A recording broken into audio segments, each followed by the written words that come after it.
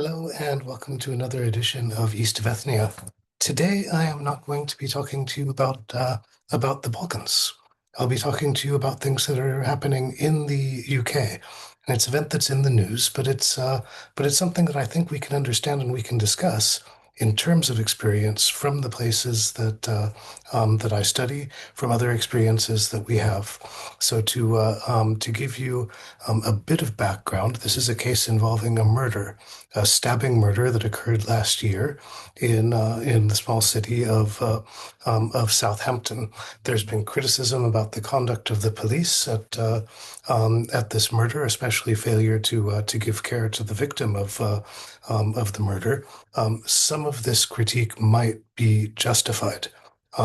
However, because also there is an element of ethnic conflict involved in this, the critique of the police has been accompanied by calls for changes in the code designed to prevent racist behavior among police. And this has been a source of outrage among people who make a profession out of stirring up ethnic conflict and out of making the claim that members of ethnic majorities are mistreated. As strange a claim as that may seem, it's one that you hear frequently on the right around here, and it's especially promoted by people like the frog-faced racist grifter Nigel Far, who is somehow a member of parliament and leader of this party that continues to occupy a leading position in the polls. So as the dispute over the events surrounding the murder was escalating, Farage gave a speech.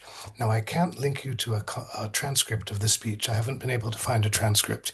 You can find a video of it, which I am also not going to link to because we don't need to give this god-awful racist thief more views. But I can give you the key quotations. He framed the speech in terms of the slogan "White Lives Matter." I think I don't need to tell you very much to tell you about the context and import of that slogan. And he says, this is the key quotation from the speech. I'll quote to you directly. He says, "I suggest the rest of us respond with pure cold rage." Respond with pure cold rage. So this is what he said, and I think it's very difficult to understand that as constituting anything other than an invitation to hatred and violence, and hatred and violence is indeed what it produced. Members of far-right and racist groups descended upon Southampton, where yesterday and last night they were rioting, attacking people. They wounded 11 police officers. They wounded a police dog. They wounded a dog in order to do this. So there was an incident that was a source of contention.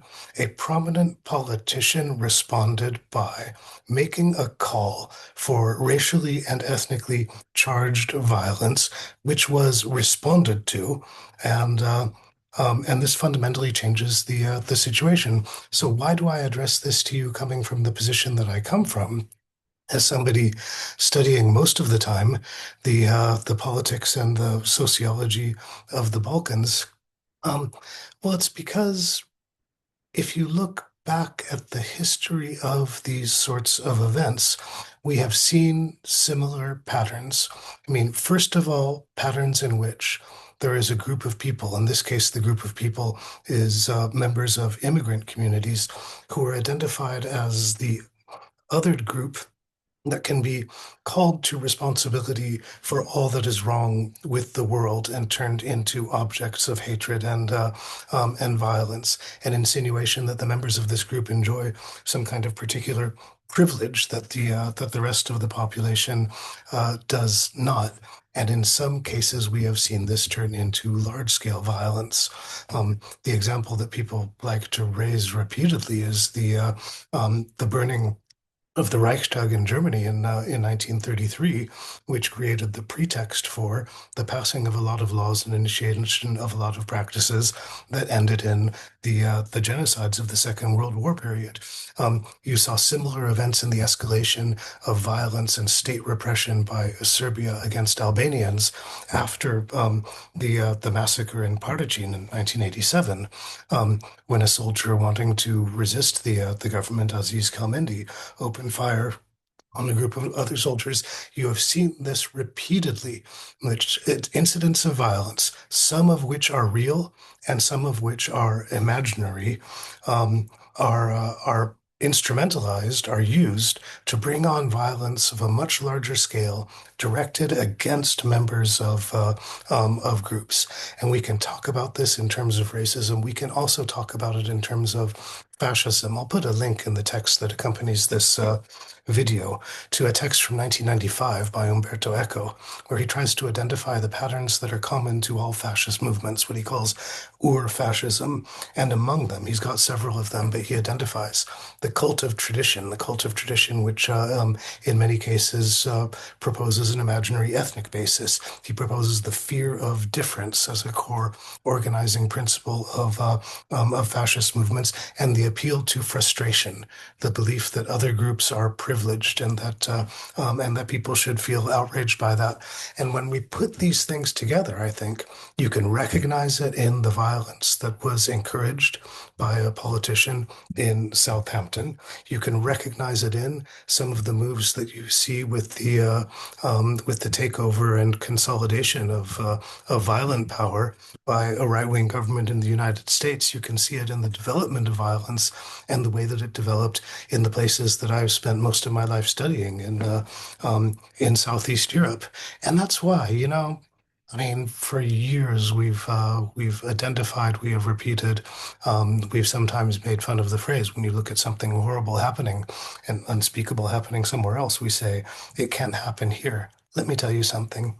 It is happening here.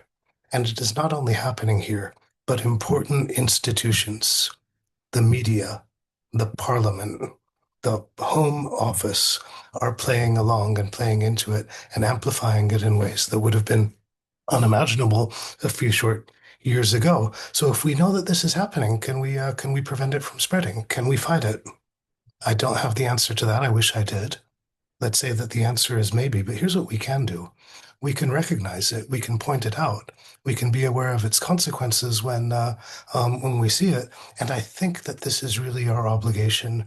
I mean, to those of you who are listening who are academics, it is definitely your obligation to make this a part of education. And I think for everybody as citizens, it's their obligation, unless you want to live in the kind of society that these people are envisioning. So that's my happy message for this week. Thank you for your time and attention, and I'll talk to you again soon.